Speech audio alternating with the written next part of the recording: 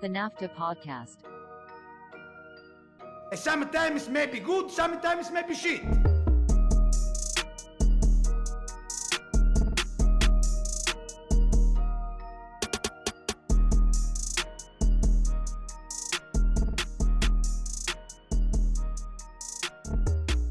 All right, NAFTAA Podcast, we are back. Episode 202.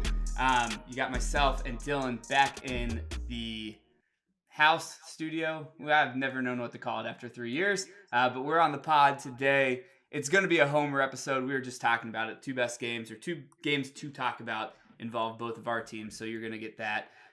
We'll do some dudes of the week, as well as always run through the rest of the matches.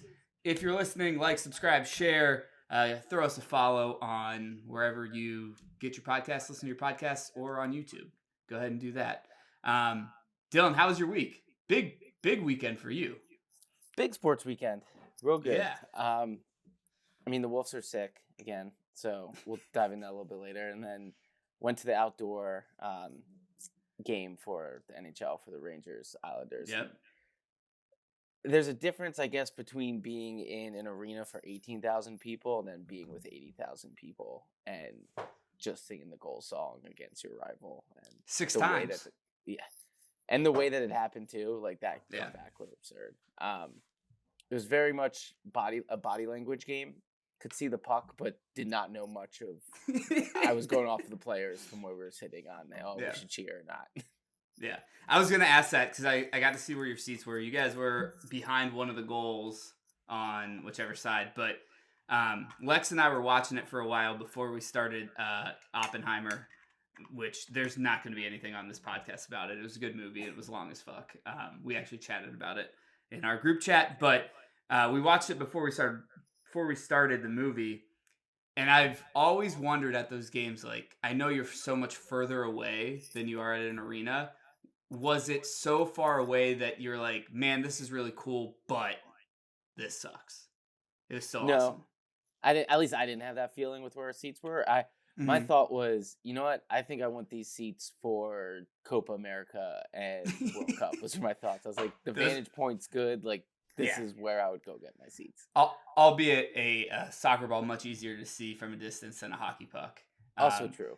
We were watching on TV, like I just said, and Alexis just kept going, like, how... Because I saw the second goal, I think, for the Islanders, and it was like a one-timer across the crease, and I was like, oh, that's a goal, before like it went in or whatever. And she's like, how are you seeing this? And I was like, I don't really see it. It's kind of like, if you see the pass go through, this guy's not going to miss it type of thing. Yeah. But even on TV, it's sometimes tough to see the puck. Any other big takeaways? Like, was the food better at MetLife than it is at MSG? What else was going on? The jerseys are sick, I will say. The jerseys were sick. I don't know. We ate beforehand.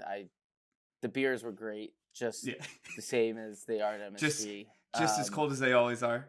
Basically. No, I get why they can't do it all the time, but like, and I guess it's better. It's only every once in a while. But like, in terms of just being a different event, like, it was, the vibes were good. Even when it looked like the Rangers weren't going to win, it was like, just singing the goal song was still fun. And there's a lot of camaraderie about either fans hating when they were showing Giants and Jets players and be like, well, we're finally seeing a game that's entertaining in this stadium, so that's nice. So like, there's some camaraderie at least throughout it. But I would 10 out of 10 recommend going to an outdoor hockey game if you're able to. Which, if Michael's listening, Columbus next year, Blue Jackets, Red Wings in Ohio Stadium, which that'll be sick. I can't imagine they'd sell out, though. That's like 107,000. That'd be insane. I bet you they do. I know. I was texting one of my friends' neighbors that works for Overtime Sports right before this about the NBA. And I told him, I was like, dude, this season I've watched more hockey than NBA. I just feel like it's way more entertaining. And they've been saying it for 20 years, but maybe hockey's finally like going to have a little uptick. I don't know. They don't know how to get out of their own way. There's a commissioner problem. I feel like the NHL is known for hating. It's still Bettman, right? Yeah. Yeah, I remember seeing like so many just booze for the All-Star game and whatever. Okay, makes sense. I am not a hockey's man like you are. Multi-year season ticket holder for the New York Rangers, NBD, KBD. But one of the most entertaining things about watching that game, like I said, I was watching it with Lex. She has no hockey context outside of Pagula Arena, Penn State being a nice venue. We're a second, not even a second. Puck hasn't even dropped yet. And I'm going to say this guy's name wrong, but Matt Rempe, right? Yeah. Has his debut, right? Puck drops. It's his first face-off, and he gets in the immediate fight. And I understand hockey culture better just because, like, we used to go to Penn's games and just listening to hockey guys talk and then listening to the interview with him afterwards about the guy he fought. Like, the hard part for me was as the fight was going on, Alexis was like, oh my God, what is this? Why are they doing this? What, like, asking me 20 questions at once. How did you, with Alex, your wife, how did you, like, have that conversation? Because I kind of couldn't describe what it was. I was like, this is, I don't know, it's kind of like a protection thing. It's kind of like an earn your stripes thing. He's a rookie. Like, it was a weird conversation. First off, when they went up 1-0 and then there was a fight within the first 2 minutes, I was like, I already got my money's worth. Like, yeah, right, exactly. I'm assuming you're talking about the quote where he said he was skating in pre-game and they locked eyes. He's like, I already knew it was on before. Well, he said the interview post-game, they got to the face-off circle, and Martin, the guy he fought for the Islanders, apparently just looked at him and said, hey, congratulations on your first game. Do you want it? And he goes, hell yeah, I want it. Yeah. And then they started fighting. And he said they talked afterwards, and he was like, the guy for the Islanders was like, my first game, I fought Zdeno Chara. And he was like, you got a little bit more length than him. And the guy was like pumped about that. He's like, yeah, hell yeah. He's like, it was a great fight. And like, I don't understand how to contextualize that into words to my wife to make her understand, like, it wasn't a big deal type of thing. I don't know. If it wasn't right a minute into the game, it's a momentum thing. Sometimes you just need to change the flow of the game a little bit and throw some haymakers. Outside of that, like, I think you hit it right in the head. It's a rite of passage. It's very much just hey, you want to fight just so you can start making your bones, like, and it's your first game and it's outdoors. Let's do this. Like, I don't know. That's probably not the best way to explain it, but it's guys being dudes, being bros, being buds. Yeah. Being paid and then earning, like, I was like, that's a physical manifestation of locker room talk. Actual locker room talk. That's what that was. Like, he gets to go back in the locker room after the first period, and everyone's like, hell, fuck yeah. Way to, like, have our backs type of thing. But it was, like, one of those weird moments where Alexis has no hockey background, and, like, the clash of cultures of, like, in the NFL, if you fight, which is what she watches, she's like, you're out. Like, you're done. She's like, are they going to be done? I was like, nah, this guy's going to serve 5 minutes and come back on the ice. Like, what do you mean? It's going to be totally fine.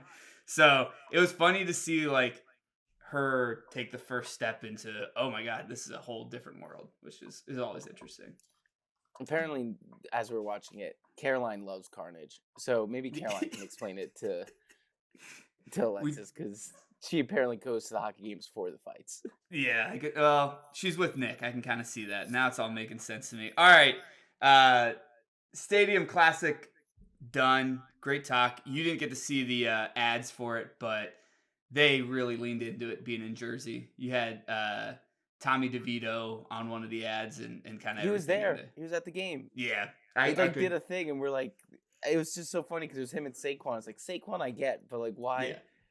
You know, good for him, get paid, but like, he's never gonna play for us probably ever again, unfortunately. He is really running with the 15 minutes right now. But it was interesting. It was pretty awesome. I regret not going to the night before because definitely was not about to shell out the money for the Ranger Islander one, but pretty awesome. So if you're in Columbus and you're listening to us next year, get those Blue Jacket tickets right away. Dylan, Dudes of the Week. Let's go ahead. You can lead us off. This is back-to-back weeks where it's just you and me. So you lead us off and I'll go from there. I'm going to go with a homer pick right off the bat, but João Gomez is a stud. Outside of him scoring 2 goals, and congratulations on about to becoming a father from one of the celebrations, his work rate, and Lamina's in this too, but like, his work rate is fantastic to the point where it's like, I think I saved something and I don't know if I definitely don't have it up. So this is, me being fully prepared.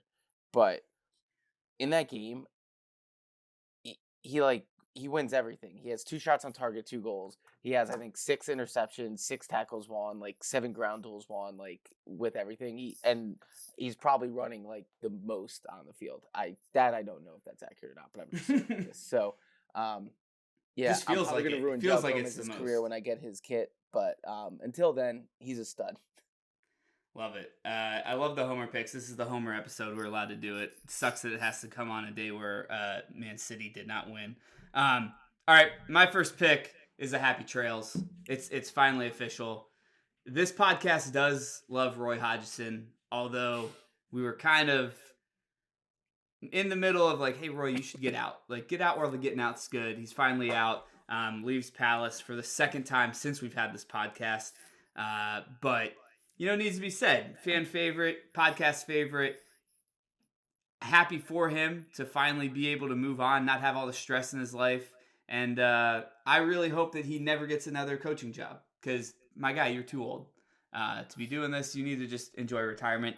My second dude of the week is another coach. It's Xabi Alonso. They're going to win. I don't want to jinx it, but I don't think I can. I think they're going to win.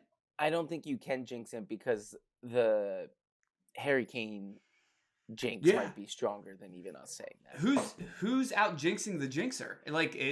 It's the Kane jinx is way bigger, which is one that Nick will revel in for no reason whatsoever. But Kane is out jinxing this. So Alonso and Leverkusen, congratulations, you are Bundesliga champions. With 14 games to go. Yeah, exactly. Exactly. Nothing could go wrong. It's not like the game was, or it's not like the league was figured out last year on the last day. So, nothing can go wrong. We had Nick was asking this question yesterday actually. If it comes down to it, and let's say they're about to win the league and they have, I don't know, however it works out with the back-to-back games of them ending the season and then having, let's say they make it to the Europa final. Mm-hmm. Do you sacrifice going undefeated in the league to rest people to win knowing you're going to win the league to then have everyone healthy and ready to go for the Europa? Or do you say we're going to go undefeated and whatever happens, Europa happens? But we finally stopped, 12 years of Bayern dominance. I mean, I'm going to say something maybe a little controversial. The only people that care about that Invincibles team? That's fair. I know where this is going. Arsenal fans are the only people that give a shit, right? So, I don't know. I think if they know they're going to win it, try to win a second. The other counterpoint to this, though, is if you're Alonso, by that time, you probably know for sure you're heading to Liverpool, right? So, he probably doesn't He's going to care. go all out. Yeah, that's fair. Yeah, he's going to go all out or he doesn't care. I don't know. I think he cares. I feel like a lot of these guys are going to end up playing for Bayern next year anyway, so, who gives a shit? That's fair. They say time is a flat circle, so you're right. Yeah. Only on TV shows 3 seasons apart, which I've heard that show's been getting terrible reviews. I don't know if you've been watching the new season of True Detective. I have the last episode to go, which I might watch after this. Okay, so is it only posted? Is it only 6? Yeah, it's 6 episodes. Oh, fuck. I gotta tell Lex. We've been watching it. All right. Not to get sidetracked on a podcast, that's totally sidetracking. But yeah, Alonso, my second dude of the week. Who you got? I've decided I'm going with the 2-goal club this week. So we'll start with Ollie Watkins. I know he's not underrated, but I feel like he doesn't get talked about enough for how many goals that he's been putting through for Villa and kind of always being there to kind of finish the job. So I'll go with Ollie Watkins for just doing what he does. I think he has 14 on the season at this point. So that boy's going to get paid. So good for him. And then my third dude of the week is Someone who has scored in 6 straight games. So we'll give Ramses Højlund a shout out because I don't think that he meant to do his second goal, but Nick claims he does, and he claims he does. And if he actually did it on purpose, then I think that deserves to be due to week because the reaction time to actually just do a little shimmy to get that in and taking fantasy points away from me, which is fine. It was cool. So, good for United. Look, I think Nick needs to learn that not so much good shit's going to happen to him, and he needs to accept it when it does. Yeah. Like, to your point, stop apologizing for winning. Like, no, let's play into this. Let's play. He did mean to do this. It was a great goal. Like, give yourself a break here because it's not going to come that often. So I'm right there with you. And the switch of how Haaland and Højlund have played now in the second half has me a little bit concerned. We'll get to that a little bit later. My last dude of the week, Dylan, I know you're going to love this. You got the MLS starting next week. This coming weekend is the season opener. I am a huge stan now for CONCACAF soccer, just in general. I love the Champions League. I love the CONCACAF Champions League. You and I, only 2 people on the podcast who have been to the country of Costa Rica. I got to shout out Herediano, Club Sport Herediano. I know it's not the team that you started supporting. It's not the team. I think I'm a Saprissa guy, maybe. I don't know. We'll see. But this team was down 2-1 going into the away leg to Toluca, going into Mexico. Tough place to play. They came back and won 3-2, but they didn't just come back on aggregate. They were down 2-0 in this game. Scored a goal in the 57th, the 62nd, and the 84th to win on away goals. And it was awesome. I texted my family friend from Costa Rica afterwards. I said this is a huge win for this team that she doesn't support. She's actually a supporter of your team, Liga. What they're called La Liga, but it's not their real name. But this is just a fake ad. You should watch the CONCACAF Champions League because it's fucking awesome. Do you know who Saprissa plays tomorrow, actually, in the first round? I did see they play you guys. Yeah. I know. You guys are going to Costa Rica first, and then I was literally looking to see what I had February 27th, but I think I do have something. And I was like, damn, I can't even go down there to watch it. But I wanted to see it. I think it'd be awesome. You'd go to Costa Rica for the game, or you'd come to the Union? No, I'd go to Philly. Philly. I was going to say. I'd go to Philly, man. I've gone to a Champions League game at the Union. It's a lot of fun. I bet. The Saprissas, they just unveiled their next new mascot, and it's a mix of Barney and Gunnosaurus. But he's supposed to be like a Loch Ness Monster type thing. I did this whole history in the Saprissa because I played with them on FM. Should be fun. CONCACAF is awesome because you get the most passionate fans in the entire continent at these games, and it's so cool to watch. And it's really a test for these MLS teams to be like, all right, how do we want to mirror our fan bases? What do we want them to do? I think it's awesome. Also, another really cool thing is Herediano, the Costa Rican team, which I know I'm butchering it. I know I'm fucking it up. You know who they play next in this? Is it Columbus Crew? No. They play a team called SV Robin Hood, which is awesome. Where are these people from? We got to look this up. Nottingham. Exactly. They're playing SV Robin Hood, and I wish I could fill in Buster right now, is based in Suriname. Suriname. This is crazy. That's why CONCACAF Champions League is so cool. How do we know? How would we have ever known? They got a great logo. They're red and green, as you'd imagine, with spears on it. So, just fucking awesome. Shout out to the CONCACAF Champions League. Shout out to Costa Rica. If not for the Union, because NYCFC is not in it, I'm pulling for any Costa Rican team to win it. Definitely no Mexican teams. Come on. Not that. We could use an MLS team winning. Get some dominance going.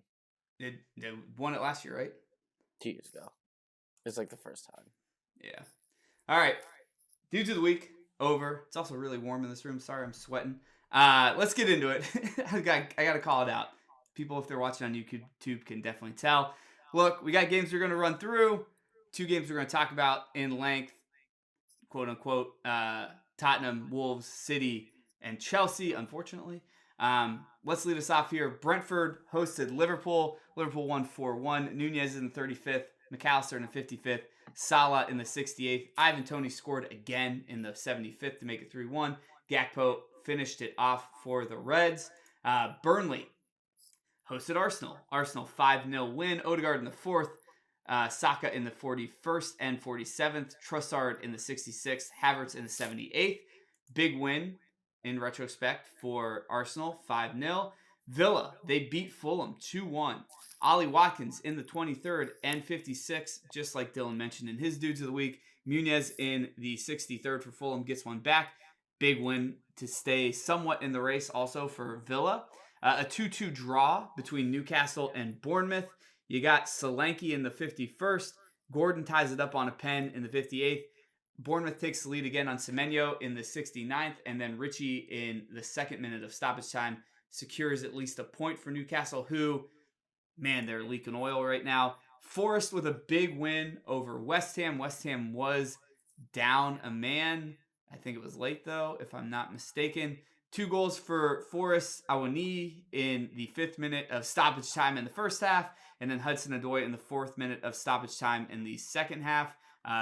Big win for them. Calvin Phillips with the red. I should have known that in the 71st minute for West Ham. Not looking too great. Also, as Americans, bad news there. We got to figure out Gio Reyna. Sheffield, they get whacked by Brighton 5-0. I think only the 2nd clean sheet for Brighton all season. Buonanotte in the 20th. Welbeck in the 24th. Robinson in the 75th. Adingra in the 78th and 85th get the 5 goals for Brighton. United, they traveled to Luton. And it didn't take long to have goals in this game, and then there were none in the second half. Hoyland, as Dylan mentioned, in the 1st and 7th. Morris in the 14th, and then nothing. Crickets after that, but United get 3 points away from home. And then today's match, Everton 1-1 with Palace. Ayew in the 66th. You keep thinking this guy's too old to even be playing anymore, and then he pops up. And then Onana in the 84th. Everton and Palace share points. Dylan, where should we go first? It's a great question. I guess should we start with? I think we'll save Liverpool and Arsenal for the end because I'll probably transition into your game, in my opinion. Yep. Okay. I think it's more. At least what stood out to me is that United actually won 3 straight in. I'm probably have this wrong, but I feel like it's been like 2 years that they've actually won. Feels like it. 3 straight. However, I agree you shouldn't apologize for winning. But to not win possession against Luton, and I get it's at Luton, to me still scares me a little bit from United. Okay, I don't disagree with you. It does scare me a little bit. I'll flip it this way. I'm more impressed with Luton than upset with United. Like, I'm still upset with United, or still like questioning United. I do think that coach at Luton needs a shit ton of credit because how they were playing Rob Edwards, how they were playing at the beginning of the season to how they're playing now is fucking nuts. Like, they actually were stringing together attacks, I believe, and I knew I wanted to bring this up, 22 total shots, which is crazy for a team that I was like, they're dead in the water, relegated. And I know that United's big hole in their team is that back four in the defense, but they had a game plan. And when you play a team like that, they normally don't have a game plan. It's just survival. But yeah, I don't disagree. I do think that there's still some question marks around United for sure. Yeah, like, they should definitely take the win. I agree with you with Luton. Like, compared to Burnley and Sheffield, like, they still are fighting, even in games that they're losing, where I think Sheffield's been giving up, I think, every game, which, again, we'll probably lose them this weekend. But outside of that, like, Burnley, I think, finally, obviously, looks like there's some quit in them this week. And then Luton's always going to come at you. So you're right. Good on them for that. But I don't know. United has good enough people that should be able to handle the ball in midfield and at least dictate the game a little bit. And I get they want to play countery, but counter teams, and I realize I root for a counter team that had like 29% possession this week, but The difference is their team that, with the name that they have, should be able to at least possess the ball a bit. So I don't know. That's the first thing that at least stood out to me. But congrats on the win. Yeah, I think it is interesting because we're running into, and Michael brings this up all the time, but like West Ham wants to play on the counter too. And I think they're too good to be doing that against certain teams. And when they have to do it against the bad teams, that's when they fuck up. And Well, obviously, I think that's what happened this week. I was gonna say that's literally this week in the same. I forgot, was it 2 or 3 weeks ago when the same thing happened to them, where Yeah. West Ham's kind of Robin Hoodie in this sense too, where because their style fits against a team that's more expansive, they do great against them, as opposed to a team at home like Nottingham Forest that's gonna just pick and choose their moments, and if you're gonna let them have the ball, they're gonna eventually score. They are talented. Anyone in the Premier League is talented enough, except for probably Sheffield United. Yeah. What's our? I saw a comment, and I think it may be accurate, and we should have said this when it happened. Gio not playing. Not great, Bob. Yeah, not good. And but the comment did say it's like what should we have been expecting when he's getting picked up by a team whose actual best players play the same position he does? Like that's also a fair point. But then that's more, I think, it goes into the bigger thing, I think, with Gio is like, who's counseling him to say like that was the right move? And this is me going off of information that there was like 5 or 6, like he had a choice of where he actually wanted to go. Yeah. So I would assume there's some assurances that's like, hey, you're going to play. And like it's either not happening or you're right, there's not the right person to sub out to actually want him to play. I think that's a really great question, Dylan, because if there's one thing we know in Gio Reyna's kitchen cabinet, if both of his parents are in there, we're fucked. Probably not the best decision-making three-headed monster, right? Like, yeah, you know, maybe some weird thoughts going on there. Yeah, dude, we both want to see him play. This whole podcast wants to see him play.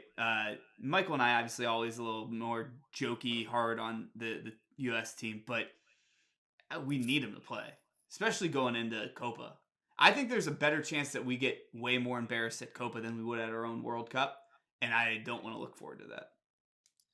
I don't, but then maybe it leads to some changes happening, and we are okay with that. For sure. We'll see. Sure. I mean, we'll know how not to change subject, we'll know how Copa goes because we're playing Colombia and Brazil. I think it's warm-up games beforehand. So we'll know going into that tournament if we think we're up to it or we're about to get the doors kicked in. Which makes you wonder, like, if you're Berhalter, I have to assume that I'd like to think he does the friendly scheduling, but if he doesn't and he sees them schedule them, he's like, motherfucker, you really want me out? Because like we get boat race in both of those, and then you know those cheers against you are coming out a little bit louder. Newcastle and Bournemouth. I think they're both safe, as we've mentioned many times. B, second half of the season, if you're a better beware of Newcastle. Like, I don't know which one you're going to get just because they're so thin.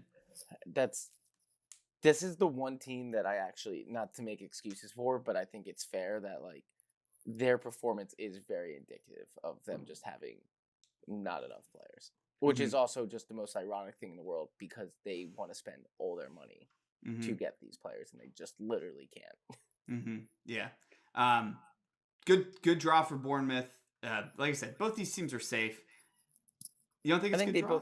I think it's a good draw, but I think they both left it on the table. Like, I think this game shouldn't have ended in a draw. Like, one of these teams should have. Yeah. To be honest. I think that's fair. I think the ambitions of Bournemouth would have expected them to take it away and go with it. I do think that, albeit thin, the difference in quality between Newcastle and Bournemouth showed that they're not going to lose like this game. I feel like that's probably what I'll take away from this, but I don't know, man. We are getting to the point of the season where if you're safe, a lot of these guys are probably hoping not to get injured. And I know we got 14 games left or however many games left, but I think it's a real thing. I think it's these bottom teams, again, like we say all the time, are so bad. Now they're pulling a couple more in. Like Palace and Brentford are somewhat in this relegation race. So Bournemouth, you got to watch out. You're only 3 points clear of Brentford. But I don't know. I can't see a world where Bournemouth is pulled back into the relegation race. So I agree with we'll you. see. That's fair. I don't disagree. Fulham, Villa, Watkins is good. Watkins is good. Fulham still Jekyll and Hyde. Yeah. Anthony Robinson, cool assist. That's actually a more perfect way. On these games where we don't have much else to say, I'm like, I got to find the American, or I got to find the cool thing that happened. Fulham's definitely Jekyll and Hyde. And, you know, we go into this, like, just with West Ham. Like I said, like, I don't know what else to say about these guys. The guy that scored for Fulham's 22 years old. He's Brazilian, Rodrigo Muniz. Maybe he's, like, the answer to them getting very mid strikers, but who knows? I don't think so. If anything, I think it's more. We associate Villa being so good at home and being one way or the other away. Mm-hmm. So, like, if anything, I think it's just a good win for them Yeah. to actually get away. And based off of what we did to Tottenham, like, they're back in the top 4 and back in the, like, basically their 2-horse race for that top 4 position. Agreed. Draw with Everton and Palace pulled them out of the relegation zone. They are 7 goals. Everton are 7 goals clear of Luton, tied on 20 points. So Everton get to sit in 17th. Palace had the interim manager, so that means that the new manager bump hasn't been used yet, which they got Burnley next. That'd be a big win for them. It's at home for the new manager, so we'll see what happens there. That's all I have for this one, too. Any words from the front lines from Hank on this? How's he feeling? No, I didn't talk to him today, but I feel for him because, yeah. I mean, I fell asleep during the first half. That game was brutal, to be completely honest. I don't know. There's no... For both of these teams, though, and I get it, like, Palace, you can say they're missing their 2 best attacking options, but, like, Everton's starting to get a little healthier, and it just seems like there's no one that scares me. That's like, oh, they know how to figure it out in the final third. Yeah. So this is some great analysis, but, like, the game was just blah. Like, they both deserve the tie. Like, if anything, this game should have been an Everton win, being at home, to then just put the fear in the Palace that they actually might fuck this up and be in a fight they don't need to be, where instead I think Palace is still blah, but they'll find their victories to still finish between 12th and 15th. And yeah, Everton's more worried about getting some points back, I think, and then they'd be fine. Kind of to your point where the Bournemouth-Newcastle game was exciting enough that someone should have won. This game was so unexciting that the draw was kind of the best outcome. I totally agree with that. Like, the last 5 minutes were the best part when they actually were like, oh, shit, maybe we should try and win this game. Yeah. Mad dash. We left the 2 that you mentioned to the end. Liverpool 4-1 over Brentford. Arsenal 5-0 over Burnley. My one comment on this Arsenal game was, man, they really wanted to turn the goal differential on its head as quick as possible. And you know what? Good for them. They're going to need it with how this is going. Like, I thought the same exact thing. Yeah. 3-1 win against Liverpool, 6-0 against West Ham, and then 5-0 against Burnley, 14-1 the last 3 games. And then they got 5-0 at Palace 2 games before that. So, like, they have scrapped to have a plus 36 over the past 5 games and are 5 clear of City with the game in hand, obviously. But big, they're going to beat Burnley, but to do it 5-0 is big, to be honest. Yeah. I think they're getting hot at the right time. And I think I'm the only one who will say this on this podcast because the other 2 of you want to see them crash and burn as bad as possible. But, like, we will find out. I guess you would say this, but your answer is going to be no. It's more we're going to find out if this is the same team as last year or they've learned from their mistakes. They're beating teams or pummeling teams they should be to then be able to handle their business against when they have to finish up playing against you guys and Liverpool and United and all that at the end of the year. The one thing I'll say, because I will still be saying until they prove me wrong, I will say that they're going to choke because they did. That's all I know. All I know is that they choked, and if they don't this year, the next year I'll say, hey, they didn't choke. They're better.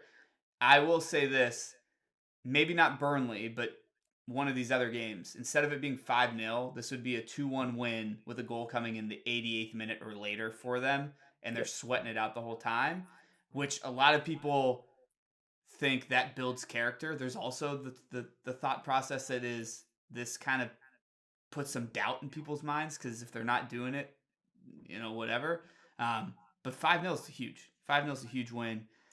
The only problem is you got Liverpool, who is not going to stop winning, and I think are galvanized by Klopp leaving and the Tottenham game earlier this year. A 4-1 win at Brentford's a pretty good win. I agree. I'm more scared that while I trust Liverpool in their depth, they're getting the injury bug at the worst time. Mm-hmm. That's what scares me. And granted, however, they're getting Salah back, who's going to do solid things. But, ultimately, I actually think for once we're finally going to have a fun title race. Regardless if you guys end up being Thanos and inevitable and all that type of shit. But, I actually think it's going to come down to the last day. And do you realize who's sitting there on that last day to ruin Michael's day, potentially? Isn't it you guys? Yep. I know this isn't going to happen, and I won't allow myself to dream this until I need to see. Honestly, I've determined that the next 3 games in the Premier League will determine if I get my hopes up or not. But do we have to do a live podcast or some type of live streaming if Liverpool can win the league on Klopp's last home game and the Wolves are there stopping them, but the Wolves have to win to be able to get into Europe? Oh, so there are a lot of drama. There's a lot of caveats on this one, but I think that would be I trust amazing. Liverpool more than the Wolves to be in this position, to be completely honest. Yeah, I got you. Dude, I think that'd be awesome. We should definitely look into doing that. I would love, and Michael sent us the fixtures, and the one guy that was like, hey, here are the last 11, 12 games of the season for each of these teams. Liverpool does have the easiest version of the schedule. I don't want to say City or Arsenal have it harder. It would look on paper that City have it harder, but it's pretty similar. Are you sticking with Arsenal? I mean, yeah, I kind of have to at this point. Okay, if you didn't have to, yeah, I think these last 2 games gave me confidence that it's a different Arsenal team that actually has that we're gonna step on people's throats instead of, I think if you look at the United Luton game, Luton could have tied that game up because United was up 2-0 6 minutes in, and instead of getting that 3rd goal and just ending it, they didn't. Where I think that's something Arsenal would fuck around with last year, where now they are. However, their second last game is against United, which who knows what that could be, and I feel like that's a tougher ending stretch than what you or Liverpool have. Yeah, our schedule is tough for the next 3 weeks because we have Arsenal and Liverpool coming up and United in the next month or so. And then the ending run for us is just so much easier. Like I said, the teams are similar in the run-up, but where they're positioned and where they're stationed, the season could have a lot of answers in the next month just because of how our matchups are. So we'll have to see. Would you say from your quote unquote they bottled it hatred for Arsenal, let's say things stay pat exactly how it is, and let's say they beat you beat Liverpool, however the points trade, but it ends up being Liverpool first, let's say you second, them third, or however the order is. But Arsenal comes in second or third, but they basically lose off by a point or 2, but basically hold serve the whole time. Are we going to say that they bottled it, or are we going to say that was just a really tight race and they are a different team? Because I go with the latter, but I'm curious where your head's at. Yeah, I think I'd agree with you, and this will not get clicks or clip this out type of energy, but if it is a tight race, I know how good the Liverpool team is. I know how good we are. If they're within a couple points of it, I don't think anyone technically bottles it this year. not to give ourselves excuses. It's hard to do this four years in a row. So hard. No one's ever done it. So there's that. B, we're a really tough team to beat. Obviously, Liverpool's been trying to do it for 5 years and only did it once.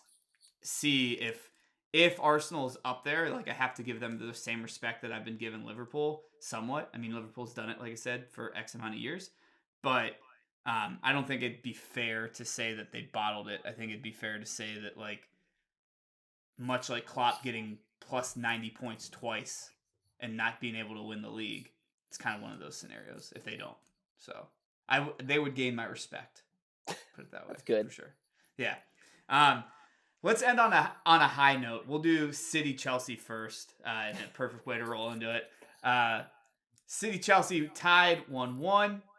Sterling in the 42nd, second time this season that he scored against his old team. Rodri in the 83rd ties it up. Despite a lot of chances, 3 of which off the top of my head that Haaland had himself and missed. And then a interesting call for a handball or a not handball or whatever, which based on your body language right there, I think we'll be on opposite sides of this argument. It ends 1-1. It's not just that we lost 2 points to be able to have in a championship run-up. It's also the fact that I sit here on the pod, most podcasts, and absolutely lambast this Chelsea team. And then I have to sit here and take the shit that I'm not happy about. But it is what it is. I've turned over a new leaf. When we do not win, I try my best to be on every podcast afterwards. So got a good attendance record this year for that. What's your initial thoughts or what questions do you have for me? Or you can start us off, put it that way.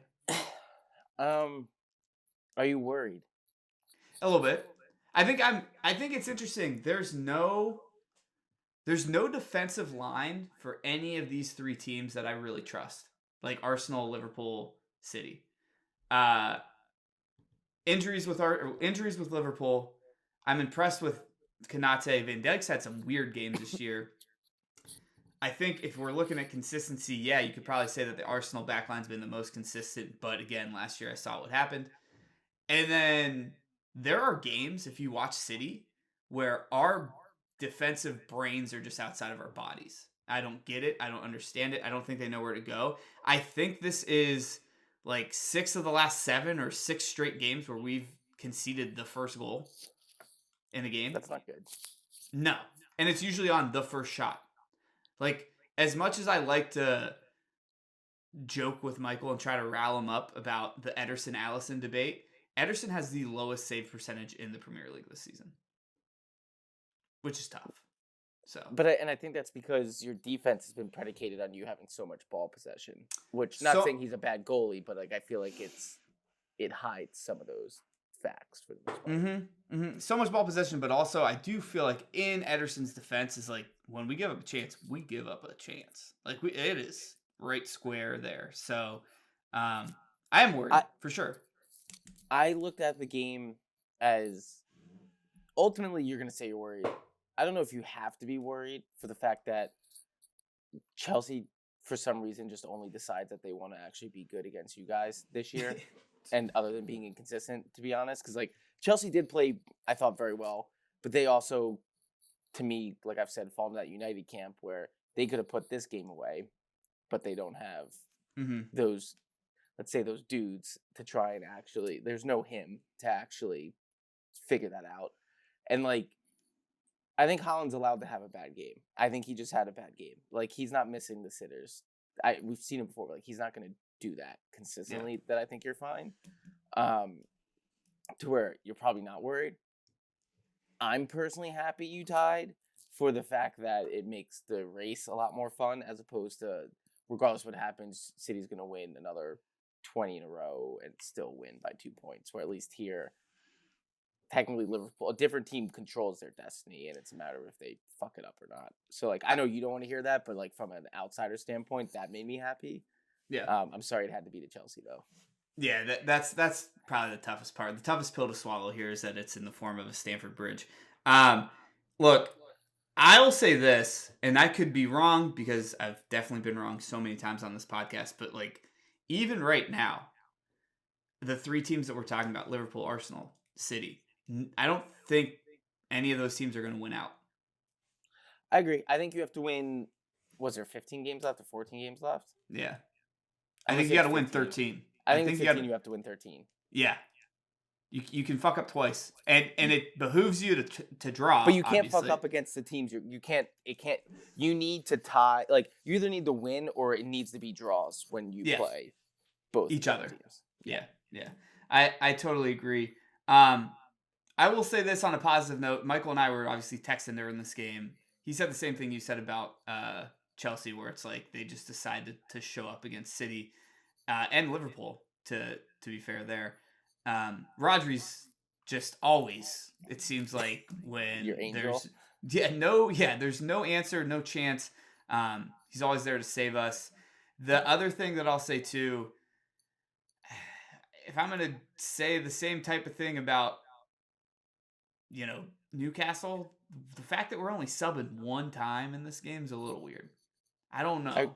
I agree. I think that's just Pep outsmarting himself, which is funny to say for someone of his stature, but could be.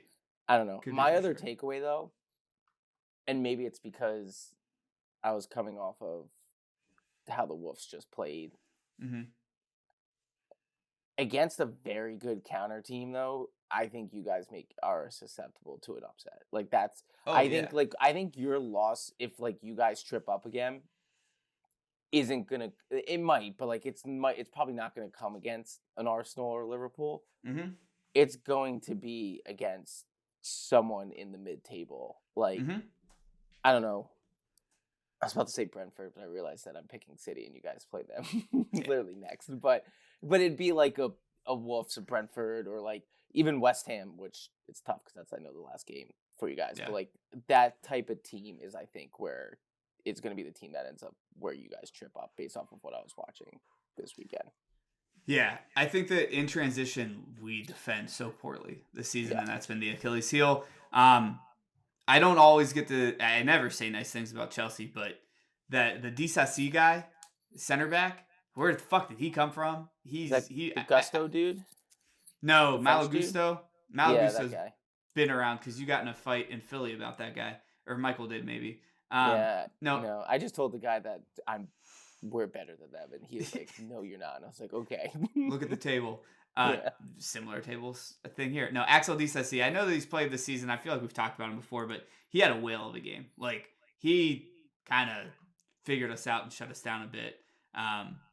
So I don't know. I have no other nice things to say about Chelsea, but man, this was disappointing to lose. So that's all you'll get from me, Dylan.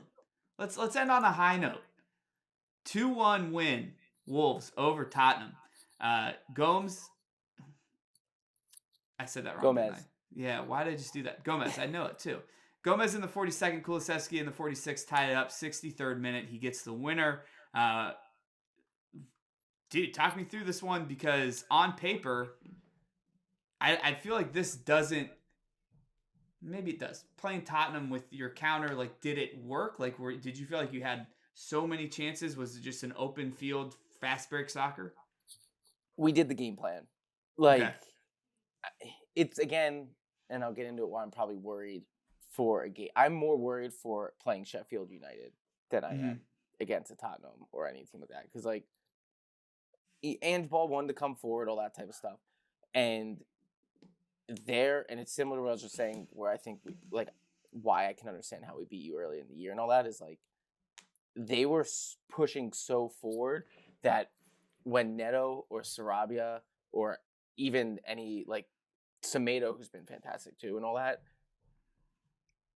we knew, like, we were disciplined enough to let them absorb pressure and pounced every single time and did it to perfection every time. Like, the second goal, we had no business, like, Neto turning that into a goal, to be completely honest. From where that started off with a corner and him just driving it all the way up the field and then going from there. I also think, again, this is probably the second time injuries have helped us against Tottenham. But, like, Davies and Royale suck, to be completely honest. Like, they're not great, and it definitely hurts Tottenham in that sense. And I know we're coming off of a week where I was high on Tottenham, and I think I still am. It's just we did what we had to perfectly, and I'm gonna say it again. Lamina and Gomez as a midfield unit, in my opinion, are fantastic, especially for the price that they're at. They outwork almost every other midfield. I feel like in the league, where I actually would take them over some of these other midfields compared to, at least from a mid-table perspective, that they know their job, they know their role, and I'm happy Gomez got his goals because he was in the right spots both times. Also, that was the worst defense I've ever seen off of a corner for a first goal too, so we appreciate that. Yeah, I talked about this on the solo pod I did, but if this is an American sport, because I feel like in U.S. sports we do give that coach of the year to the underdog story or whatever. O'Neill's got to be in the talks, because the more that we find out too about your FFP situation and having to sell people off and whatnot, the fact that this 14 team people. Yeah, the fact that this team plays as well as they do, and going back to this game, if you look at stats, and I know stats don't tell all the story or whatever, to only have 29% possession, but still out XG Tottenham and out shots on target them, which are the quality chances type of thing, that's insane. It's literally what I said. We knew when to go into counter, and every time we did, we made them work to make sure the ball didn't go in the back of the net.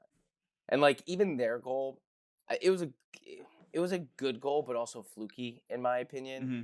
That he nutmegged Sa, and I thought Sa should normally save that. So I don't know. I think we took Son out of the game too. Madison really didn't do much. All around good effort, and this goes into, and I know this isn't really this game. If you let us play counter football, I have all the faith in the world we're going to win. When we face what we're about to face in Sheffield United and have to actually break someone down, this is when I'm actually scared, because I don't know if we actually have the talent to do that. So We'll find out. Yeah. Big win, though, just because, deep down, everyone on this podcast wants you guys to finish above Chelsea, and right now you're only two goals behind in goal differential. And Bournemouth for Gary. There's two races that we're worried about right now. Yeah. 7, well, they got a game in hand, but right now 7-point differential between yourselves and Bournemouth, but that is another really, really great point. All right. That week, match week done, dusted, talked about. Let's talk through our predictions for this week. I will save us having to answer one of them. We got a makeup game tomorrow that is City Brentford. Everyone in the pod obviously took City. We have Liverpool and Luton having to move up to the midweek as well for this match week. So it's wonky scheduling. That's why we got the pod out today. But let's lead us off before we get into some bets if you got them. Like I said, Liverpool, they're hosting Luton. I got Liverpool. I'm taking Liverpool. Yeah. Chelsea Tottenham's going to get delayed. So like I said, this week's just kind of wonky and weird. So our next game is going to be Villa hosting Forest. It's at Villa. I think we both are sitting here being Villa's a force at home. Who you got? I'm taking Villa. I don't think they make the same mistakes of letting Nottingham Forest dictate the game that West Ham will. So I think they'll be fine. Totally agree. Brighton's going to host Everton. I got Brighton in this one. Who you got? I'm taking Brighton, but I just want to throw out there, based off of recency bias of what Everton just put out there and what Brighton just put out there, if this game ends up being Brighton winning 1-0 or Everton winning 1-0 and Brighton just laying an egg, it wouldn't shock me in the least bit. But I will be taking Brighton. Wouldn't shock you, and that usually leads to a opportunity to bet a little plus line, which you've mentioned this before. We want to get the pod lay back on because it's you and me. I got 2 legs, and I was going to bring 2 legs to the table for you. So I'm teasing out one of them right now, but yes, I agree. Brighton over Everton. Palace, they're going to have their new manager. It's at home against Burnley. The maybe best setup for a new manager outside of Sheffield. What do you think happens in this one? I'm going with a tie. I don't have faith in either team. I know one team's probably going to win because I'm the worst at actually predicting the games from my record, but I don't know. I think both teams suck. Both teams are pretty bad. I will say this. I'm going to go new manager bump. I got Palace with the win over Burnley. United hosting Fulham. This has been a home team lock for me this whole week, so let me stick with it. I got United. Hoyland again with a goal. Who you got? Same. I think the United train keeps rolling. Yeah. First one that I'm going to go differential on, Bournemouth is going to host City. I got City, obviously. So I have City too. Yeah. Arsenal hosting Newcastle. I think Arsenal beats Newcastle because Newcastle's too thin. I'm going to say 3-0. You took the words out of my mouth. I was going to say 3-0 as well. I think we need to worry about Newcastle in the sense of they're definitely not going to get Europe now. I can't see it. I can't see it happening. Dylan, there's one thing I need to know. You got to keep us updated if your Whole Lot of Wolves podcast invites that Sheffield United fan back on this week, because that was awful, and then it backfired for you all. But Wolves is hosting Sheffield United. I got to win for you guys. I can totally understand if you're going to try to double reverse jinx yourself here, but who do you got? I was going to take the Wolves for the first time, but I'm taking a tie because, like I said, this is the type of game that we should win, so we're going to fuck it up. It does scream that. Big win against Tottenham. Who you got next? Sheffield United. Oh, let's just not win this one. Yeah, I totally get that. Because then we play Newcastle and we'll beat them. So yep, exactly. Take from the rich, give to the poor, as it's always been. West Ham hosting Brentford. I got a draw just because I don't know shit about West Ham anymore. That's why I'm taking Brentford, which means West Ham's going to win. But I will be taking Brentford. We're both going to lay the egg there. Quick little update. Michael still in the lead, albeit, and it was a little bit more commanding because he went 7-3 this week and led the clubhouse. He got the draw between Everton and Palace. He's 142 and 106. He's inching closer and closer to 40 games over 500. Nick is in second, 132 and 116. I myself in third, 128 and 120. Dylan, big week to bounce back, 121, 127. Still pretty solid records across the board for the boys. Let's do this. We're going to get some bets in. If you want to circle the two that you have, I'll go through mine so you have time to do that, but I want to be able to give you some time and put this like 4-legger together just to represent the pod. Okay. All right. My first one. Total goals, Brighton Everton. I'm going plus 3.5. Over 3.5? Yeah. I was going to come on here and say under 2.5 plus 115 Brighton Everton. Man. You think there's going to be a shit ton of goals? I feel like when I see fire, I sit there and be like, oh, the fire's going to keep burning. And when you see fire, you're like, oh, well, the water's coming soon. Like, I just think Brighton's going to keep scoring. And I think there's a goal, at least a goal in Everton. I agree with that. I think I've been burned by Brighton too much, where they either score 5 goals or they score absolutely nothing. I totally agree. I'm going with this being an absolutely nothing burger. But if we're doing the lay, I know I have to ride with you. I'm looking at their schedule. No, I think I'm right. They've scored 5 goals against Sheffield United that they've played in the past 2 weeks. And then Palace 4-1 when that was just Sad Roy day. Other than that, they've scored 1 goal, 0 goals, 0 goals, 0 goals. So then let's come up with the consensus. I'm just throwing that out there. What was yours? What was your bet? Also, they tied Everton 1-1 when they played last time. So, just throwing it out there. Yeah. What was your bet? Under 2.5 at plus 115. But I don't want to steal your dreams. No, but both teams to score?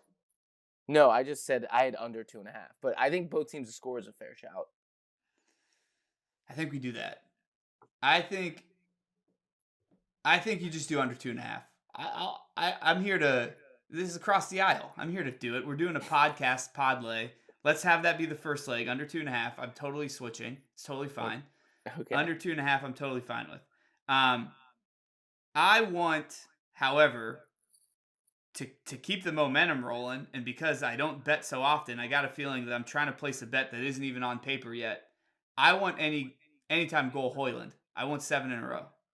I think that'll happen against Fulham, and it's not on my DraftKings right now. So yeah, we can't bet it yet, but yes. I'm throwing it out there. I think that's one we add as well. I'm in. All right. My 2 then would be both teams to score, no draw, plus 120 for Villa, Nottingham Forest. You're nodding, so I think that's approval. And then I'm taking my Crystal Palace Burnley tie at plus 240. Crystal Palace. I like it. But I can be walked off of that since I made you change one of yours. My only thing would have been exact score 1-0 Palace. Because it's new manager bump, but I like the draw. I like the bump. Like we're going for big bumps. Big pluses. Without Højlund, we're at plus 1508. So with Højlund, let's assume this is like a 2,500 parlay. Yeah. I like that. We'll roll with that. You got anything else betting wise that you had 2? Those were the 3 I was going to be doing. Okay. Anyway. The only other one I wanted to be able to put in here, again, not going to be able to because DraftKings, I feel like, does not have the CONCACAF Champions League in here. I think they do. They definitely do. I'm looking for it. And this is great podcasting. Absolutely. No, Nations League. I don't know, man. Don't have it. Anyway. What do you want? I don't even know. Let's do this. I think moneyline Napoli over Barcelona. It's plus 180. So I agree with that. I would say that's, if you want to throw some midweek money, that's where I would put it for sure. Put a tie in the Union game tomorrow too. When you eventually find it, I would say it's a tie. We won't win in Costa Rica. That's a long flight. It's not actually a long flight, but it's a longer flight. Yeah. Dylan, we got some bets in. You got me back involved. Give us a little joke. Get us out of here. Why'd the soccer ball quit the team? It was tired of being kicked around. Cheers.